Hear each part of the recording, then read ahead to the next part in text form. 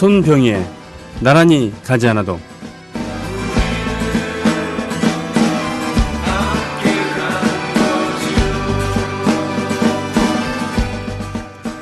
일본 A급 전범이 남긴 아름다운 유언과 국정원의 변명. 내가 죽음으로써 중국 항전 8년이 패배로 끝난 데 대한 한을 씻고 일, 중, 친선, 동양 평화의 단서를 이룬다면 이렇게 버려짐을 행운으로 알겠습니다.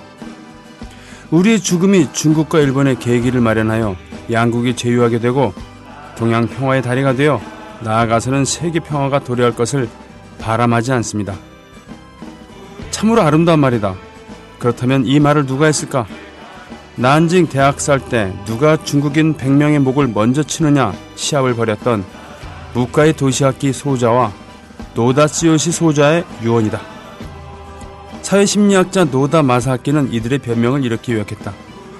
일본 군인 혹은 군속으로서 당연한 일을 한 것일 뿐이고 전쟁 범죄는 저지르지 않았으며 중국인을 괴롭히지 않았다. 그러나 전쟁에 친 이상 일중 평화를 위해 희생자가 되어 죽는다. 일본 군인 혹은 군속으로서 이 부분에 국정원 직원으로서를 넣어서 댓글을 통한 대선 조작 사건에 대한 이들의 변명과 비교해보라. 어쩌면 그리 닮았는지. 이상은 어제 오후 9시 8분에 페이스북에 올린 시사인 고재열 기자의 일본 A급 전범이 남긴 아름다운 유언과 국정원의 변명이라는 글입니다.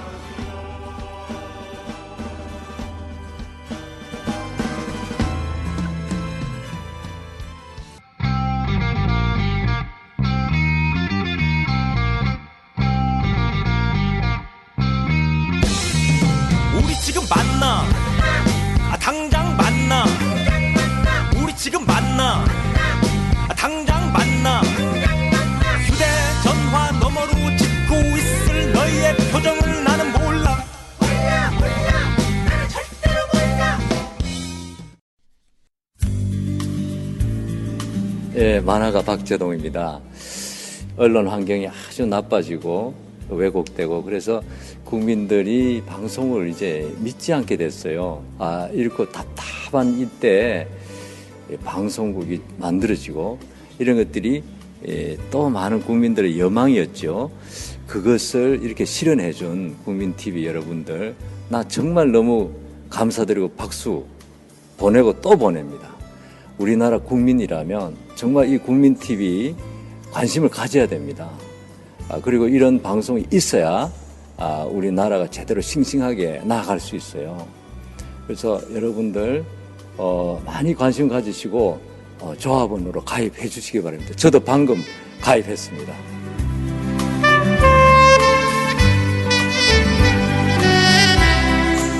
국민 만화가 박재동이 조합원으로 참여하는 국민TV. 모든 국민이 바라는 공정방송의 모델이 될 것입니다. 지금 조합원으로 참여하세요. 포털 사이트에서 미디어 협동조합 국민TV를 입력하세요.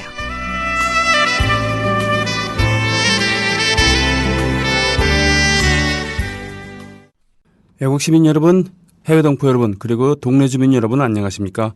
저는 여러분의 조합원 DJ 노래꾼 손병휘입니다. 자, 고재열 기자의 어제 글을 제가 2개 공유했는데 그중에 하나는 오늘 오프닝으로 말씀드렸고 하나는 이겁니다. 아베와 아소의 논리는 간단히 말하면 이런 것. 아베 총리, 아소는 부총리인가요? 예. 둘 다 대를 이어서 정치를 하고 있고 둘 다 식민지 시절에 일제강점기 때 잘 먹고 잘 살았던 그런 집안 출신입니다. 특히 아소의 집안은 규슈에 큰 탄광을 가지고 있었던, 그래서 조선인들이 많이, 조선인 노무자라 그러죠. 많이 끌려가서 강제노동 당하고 돌아가시기도 많이 했었죠. 하여튼 아베와 아소의 논리는 간단히 말하면 이런 것. 누군가 아베의 딸을 추행했다. 누군가 아소의 아들을 폭행했다. 그리고 그들의 딸과 아들에게 돈을 던졌다. 아베와 아소는 분노하지 않고 가만히 있는다. 왜? 돈을 주었기 때문에 문제가 아니라고 생각한다. 그리고 그 범죄자를 위한 신사를 만들고 참배한다. 이게 그들이 우리 보고 받아들이라는 개똥 논리다. 99%의 일본인들은 이따위 얘기를 하지 않는다. 그런데 그렇지 않은 1%가 권력을 누린다. 아이러니다. 뭐 이런 거죠. 우길기에 그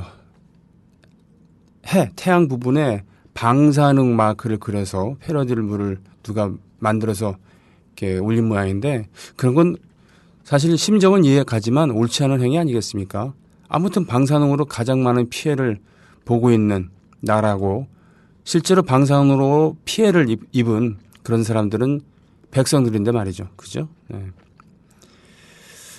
아무튼요, 그래요. 실제로 일본인들을 이렇게까지 염치 없는 사람들이 아닌데 문제는 극소수의 일본인들이 힘을 갖고 있으면서 통치를 한다는 것이죠.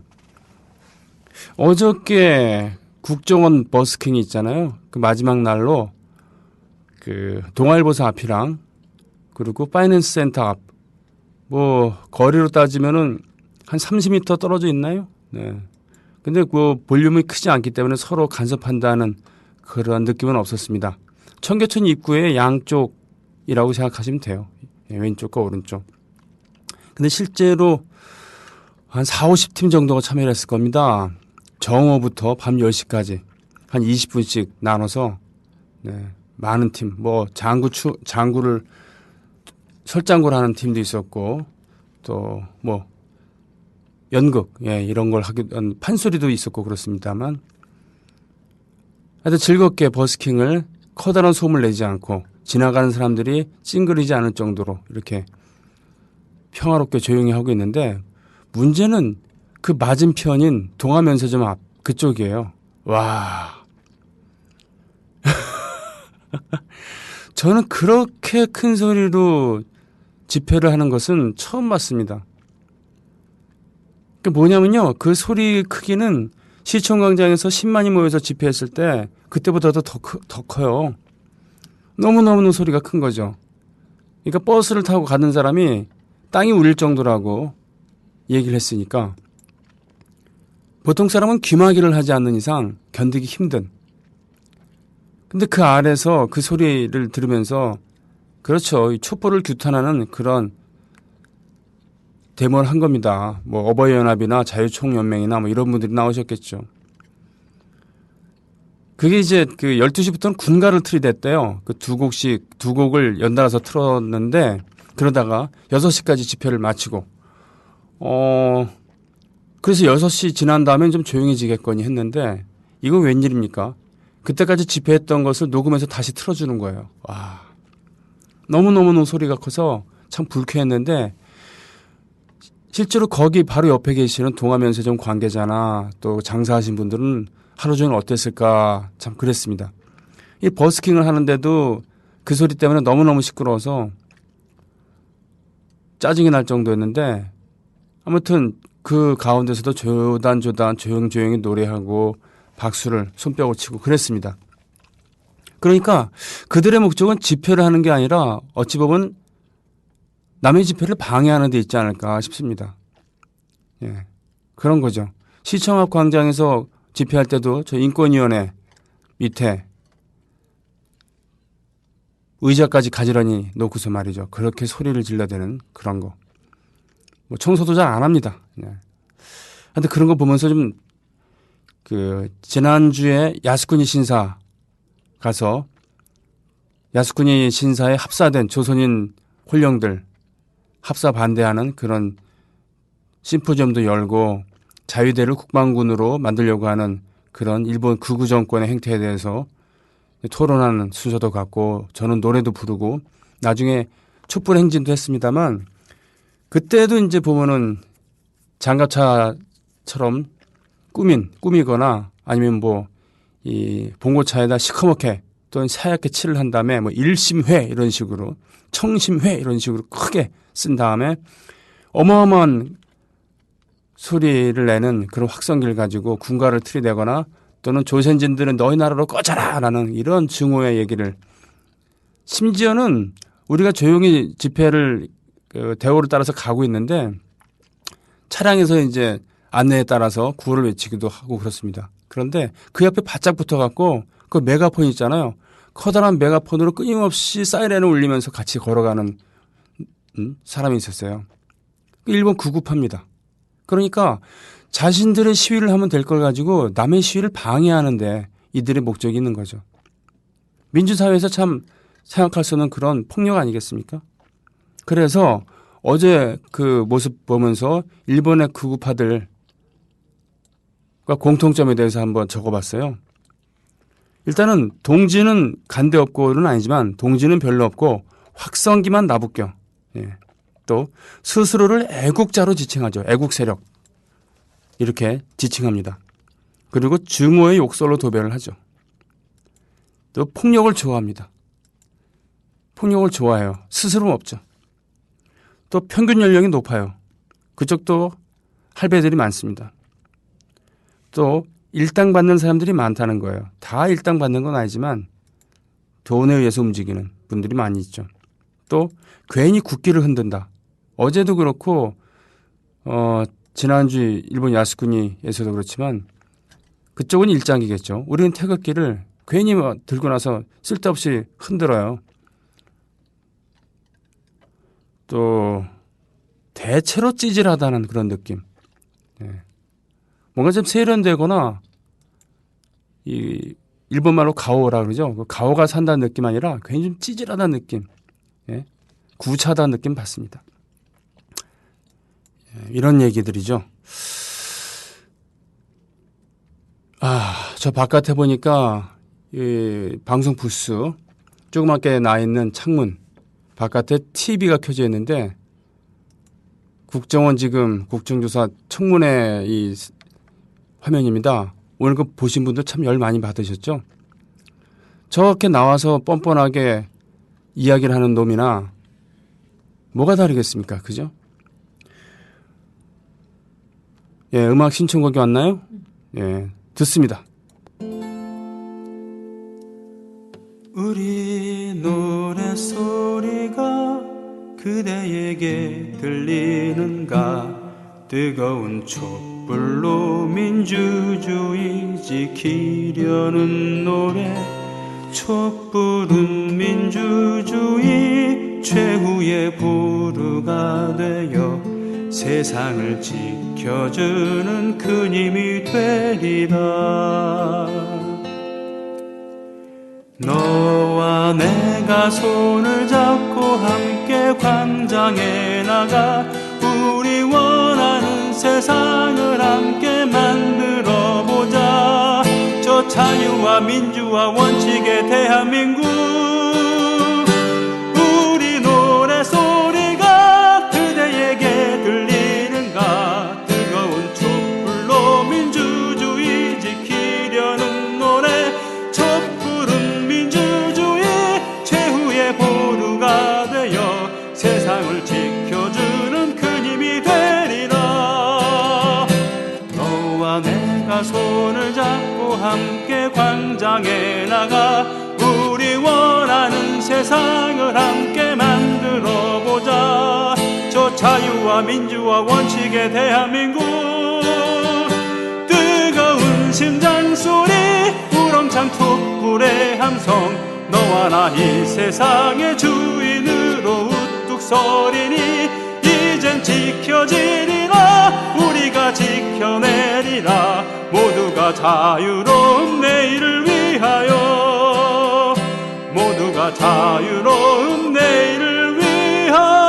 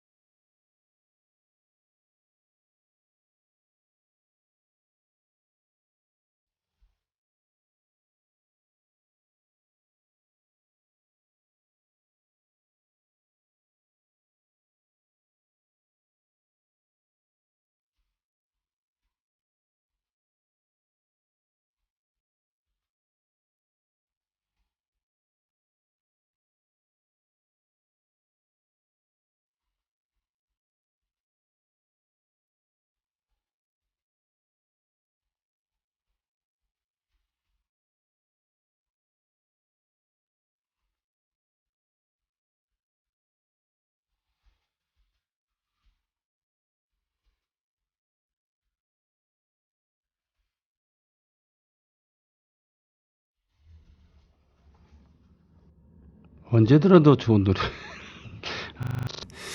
촛불의 노래는 그죠? Do you hear the people sing? 그쵸? 네. 레 미제라블의 마지막 부분에. 지난주에 무심결에 녹음을 했는데 들어보면은 사실은 이렇게 라이브로 스튜디오에서 녹음하는 것 말이죠. 많은 한계가 있습니다. 한계가 있어요. 괜히 녹음을 반주 따로 하고 노래 따로 하는 게 아니거든요. 라이브로 들을 때는 뭐 현장감이 있으니까 그냥 넘어가는데 이걸 두고두고 들으려면은 참 손발이 오그러들거나 그럴 경우들이 많아요. 네. 야, 저 부분에서 내가 음이 좀 틀렸네. 아, 저 부분에 왜 떨지? 뭐 그런 거 말이에요. 예. 그냥 감수하고 가는 수밖에 없는 부분인데 억울하면 그냥 안 틀면 될 거 아니냐 이렇게 되잖아요. 그렇죠. 사실 그게 정답일 수가 있는데 모든 예술 행위라는 것, 예술가의 어떤 결벽성 이것과 이 방송이란 특성 이 사이에서 끊임없이 갈등하면서도 어쩔 수 없지라고 이렇게 정리를 할 수밖에 없는 그런 부분이 있는 겁니다. 우풍지대님, 어제 방학도 끝나가고 해서 아이들이랑 영화를 보고 왔습니다. 애들은 설국 열차를 보고 저는 감기를 보았습니다. 영화 내용 중에 바이러스 확산을 겁내서 군 작전 통제권을 행사하는 미국이 나옵니다. 우리의 군 작전 통제에 동조하는 총리 이하 정치인들, 거기에 대해 아무것도 못하는 대통령. 영화 보면서 정말 화가 많이 났습니다. 영화를 보고 나서 전시 작전 통제권 환수에 대해 다시 한번 더 생각하게 되었습니다. 타는 목마름으로 부탁드립니다. 라고 되어 있습니다. 그 있잖아요. 군 작전 통제권. 지금 평시 작전권은 한국군에게 있습니다. 그러나 전시 작전권은 아직 미국에 있죠. 그걸 이제 참여정부 때 원래는 작년인가 아니면 금년인가 작년인가 이렇게 환수받기로 했는데 이명박 정권 때 더 이렇게 연기했죠. 근데 지금 와갖고는 다시 연기를 하자고 하는 움직임도 있습니다만 한국 전쟁 때는 그게 이해할 만한 대목이 있어요. 이승만이 한국 전쟁 치르면서 초기에 미국에게 전시 작전 통제권을 줬거든요. 거기에 항의를 하면서 결국 눈밖에 나서 한직으로 발령된 육사 교장으로 발령된 장군이 바로 그 유명한 오성 장군 김홍일 장군입니다. 예. 김홍일 장군에 대해서 여러 번 말씀드렸습니다만 다시 말씀드리자면 처음에 폐장병 몰골로 다 이렇게 사분오열되고 부대 전체가 괴멸되거나 해산당할 위기했는 그랬을 때 한강 남쪽에 지휘본부를 차리고 재편성을 하고 전투태세를 갖추게 한 그런 장군이었습니다. 그 모습을 목격한 미국의 장군이 내가 여태까지 만나본 군인 중에 가장 멋진 군인이다. 네. 저 미소와 그 여유 있는 가운데서도 저렇게 재빠르게 재편성을 했다. 네. 얼마나 개판이었냐면요. 그때 사실은 탱크에 대해서 우리가 크게 그 공포를 갖고 있었습니다. 그때. 그런데 인민군도 북한군도 탱크를 운영하는 전술에 대해서 초보였기 때문에 보전 합동 공격을 하지는 않았어요. 그게 뭐냐고요? 전차 옆에는 항상 보병들이 같이 다니면서 서로 상호 보완을 해야 되거든요. 그래야지 탱크가 취약하지는 않습니다. 오히려. 예. 그러니까 그때 그 무기들이 좀 빈약했다 했다 하더라도 보병들이 따라오지 않은 탱크 부대 같은 경우는 어떻게든 저지할 수 있는 그런 전술들이 있거든요. 궤도를 이탈하게 한다던가. 예. 뭐 이런 저렇게. 그리고 맨 앞에 있는 탱크를 어떻게든 공격을 해서 주저앉혀버리면 뒤에 것들은 길이 막혀서 못 올 수도 있고 뭐 이런 거. 그런데 이걸 하지를 못하고 그냥 무작정 내빼기도 하고요. 물론 탱크 전용 대포가 아닌 야포, 베고메리 야포로 사냥에 성공한 경우도 있습니다만 바로 뒤 탱크한테 당해서 이렇게 장렬하게 산화하는 경우도 있었습니다만 아무튼 인민군에서는 그래도 중국군 또는 그 만주에서 독립운동하던 무장투쟁을 하던 세력들이 많이 있어서 그들이 지휘를 했기 때문에 제법 정예군이었습니다. 더군다나 중국군 소속이었지만 조선인들로 구성된 그런 사단을 중국의 마오쩌둥이 북한으로 보내주었죠. 그렇기 때문에 싸움을 꽤 잘했어요. 제법 좀 했습니다. 그러나 그때 한국군은 기껏해야 일본군 또는 만주군에서 중대급 정도를 지휘했거나 하여튼 연대 이상을 대대 이상을 지휘해본 경험이 별로 없는 또는 전투병과는 다른 무슨 병기라든가 뭐 군수라든가 이런 병가를 받았던 사람들이 별들 달고 있었으면 얼마나 한심했겠습니까.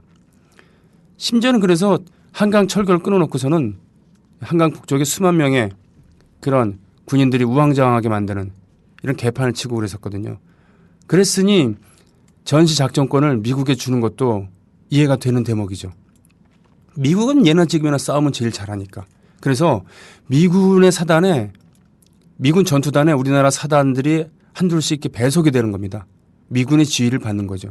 그러면서 싸움하는 법도 좀 배우게 되고 그렇습니다. 그러면서 점차 전력이 강해지는 그런 부분인데 문제는 그 이후로 60년이 지났는데도 아직도 전시작전권을 가져올 생각을 하질 않는 그런 높으신 장군 나리들입니다. 우리나라 장군 별수는 세계에서 두 번째로 많습니다. 병력 수에 대비해서 첫 번째는 러시아인데 러시아는 유사시에는 곱하기 2로 되거든요. 마치 세포 분열을 하는 것처럼. 그렇기 때문에 똑같은 사단장이 있으면 부사단장이 이렇게 옆에 있는데 계급이 같아요. 유사시에 곱하기 2가 되는 겁니다. 그 밑에 별도 그렇고. 그렇게 따지면은 병력당 별수가 제일 많은 게 우리나라예요. 이래놓고선 전시작전권을 받지 않는다고 추태를 벌이니 노 대통령이 말씀하셨잖아요. 부끄러운 줄 알아야지. 예? 우풍지대님. 원세훈, 김용판. 원세훈도 나와서 증인선서를 하지 않았다고 하죠. 증인선서를 하고서 거짓말하면 처벌받을까 봐 그런가? 하여튼 뭘 생각해든 그 이상을 보여주고 있어요. 그렇게 증인 출석 거부하더니 결국은 질질 끌다가 너무 여론이 악화될 것 같으니까 오늘 출석을 하긴 했는데 말하자면 진실을 말하지 않겠다는 거 아닙니까? 통일이 독립이다 님도 그렇고 그리고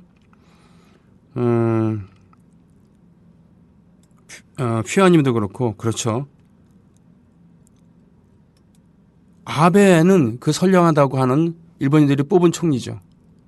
그게 일본의 정치 수준이고 그런 면에 있어서는 우리나라보다 더 나을 바 없어 보이는 그런 거죠.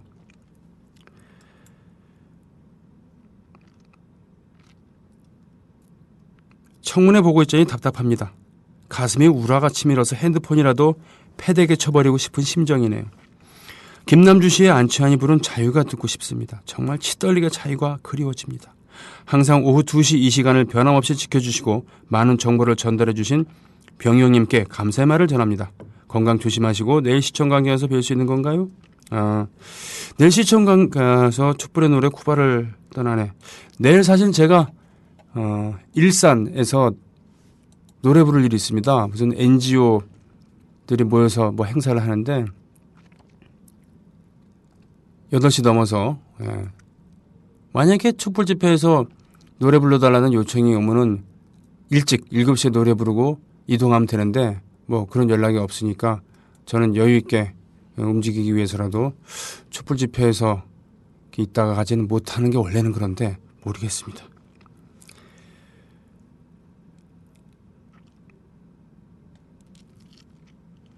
자, 노래 신청곡이 들어왔는데 어떤 걸 들을까요? 내가 쓰러지면? 예. 어떤 거 되게 많아요. 이거 들까? 보자. 예, 안치환의 자유부터 듣습니다.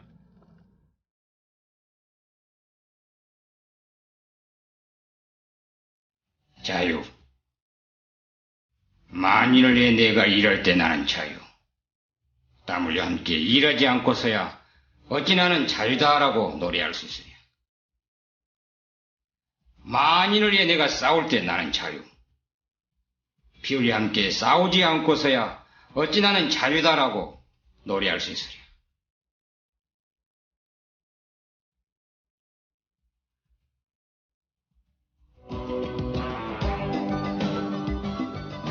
사람들은 맨날 안치환의 밴드 이름이기도 하죠. 자유, 프리덤.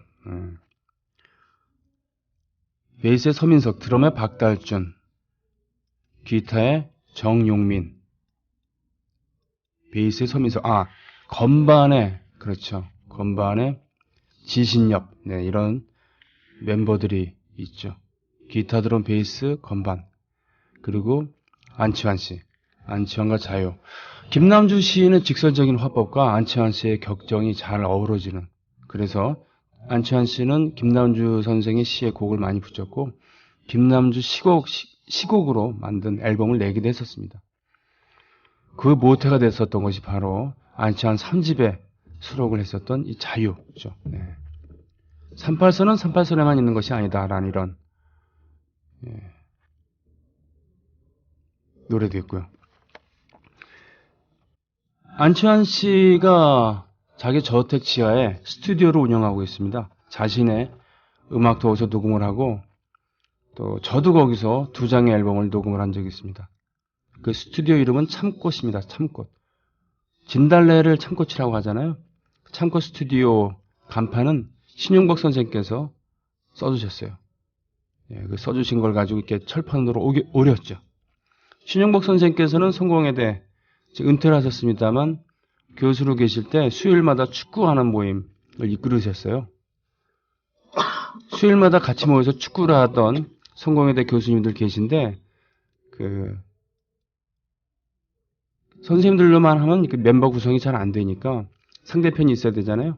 상대편에 가수들이 좀 모여서 좀 했었죠.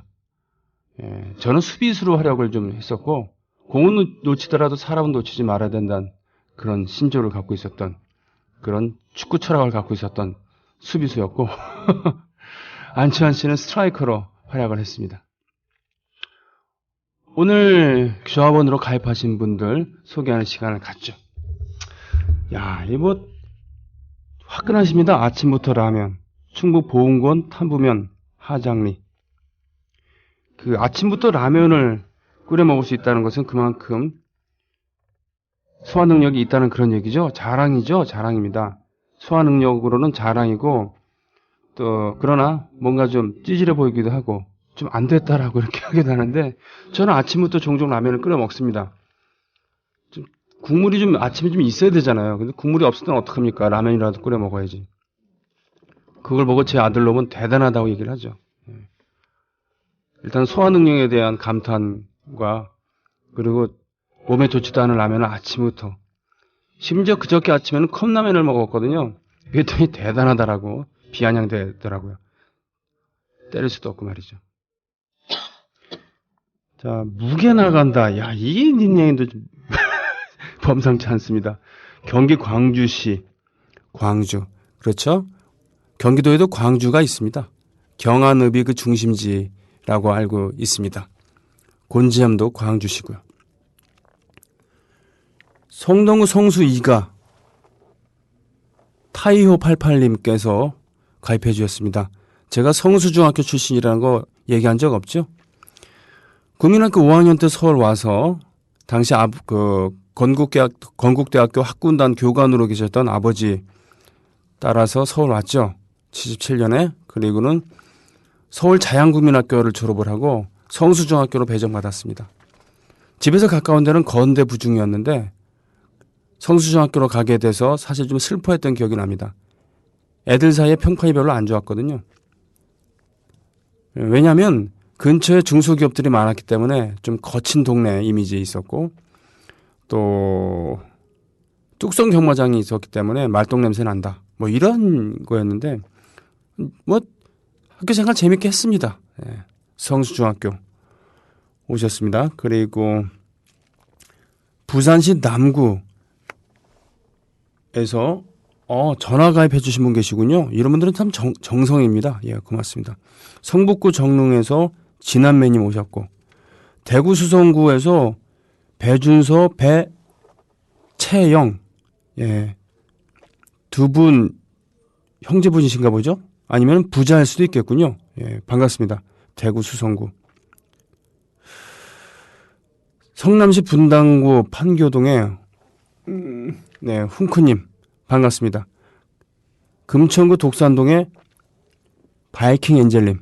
바이킹과 엔젤. 뭔가 좀 잘 어울리지 않는 그런 조합이긴 하네요. 반갑습니다. 의정부 씨, 샤이니님. 다음 주에 의정부, 예, 기대합니다, 정말. 우리 옆에 계신 문희정 아나운서는 물론이고, 김용민 씨, 그리고 최동석 이사님과 함께 가서 재밌게 한판 벌여보려고요. 경기 안산시 단원구 고잔 일동에 북극의 후부크. 이건 또 무슨 뜻일까? 예, 후부크가 뭐죠? 예. 오늘 범상치 않은 닉네임들로 이루어진 조합원, 신규 조합원 여러분, 반갑습니다. 그리고 고맙습니다. 게시판 가볼게요. 다들 지금 청문회 보시고 열받아 하시는, 예. 일단 출첵하고 청문회 보러 가신다 그랬는데, 열받으면 다시 들어오셔갖고, 마음을 좀 가라앉히시고, 예? 저는 진짜 못 봐요, 저런 거. 예. 도대체 말이 되는 얘기를 해야지. 그러면서 말도 안 돼. 박영선 의원, 또 신경민 의원, 정청래 의원, 김민기 의원 이런 분들 참 힘드시겠어요. 뭐 어떡합니까? 그러라고 뽑아준 건데. 연봉도 많고 혜택도 많고 보좌관도 여러 두고 밥값을 제대로 하셔야죠. 네. 건틀비입니다. 보자. 순돌림 내일 일산에서 뵙고 싶어라. 오십시오. 스포츠국장님께서 올려주신 이승만 초보운전, 윤보선 학원 접수, 박정희 과속운전, 최규하 대리운전, 전두환 난폭운전, 노태우 졸음운전, 김영삼 음주운전, 김대중 안전운전, 노무현 모범운전, 이명박 역주행, 박근혜 무면허 운전. 야, 무면허 운전. 이거는 최근 버전이군요. 그죠? 선거 불복이 아니라 부정선거에 대해서 얘기하고 싶다. 네. 이것에 대해서 선거 불복이냐라고 얘기하는 것은 마치 민주화를 바라는 사람들한테 니는 종북 빨갱이야라고 오버질하는 거랑 똑같은 거죠. 니들이 그렇게 원하시면 선거 불복하죠. 예. 도대체 저렇게 짜고서 말이에요. 검찰과 경찰 그리고 새누리당이 짜고서 저렇게 고스톱 치는데 어떻게 우리가 참을 수 있어요? 안 그렇습니까? 노무현 대통령의 탄핵 사태에 비교하면은 비교도 할 수 없을 만큼의 중대한 범죄고요.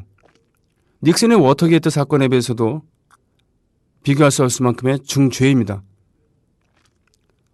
닉슨이 워터게이트를 사주했다는 이게 그 하야가 아니라 거짓말을 하고 비호를 했기 때문에서 그래서 낙마를 한 겁니다. 가자동 특파원님 촛불로의 대가이신 안치아님은 요즘 왜 집회에 안 나오시는지 궁금하네요. 제가 어떻게 알겠습니까? 스케줄과 개런티 이런 게 맞질 않는 모양이죠.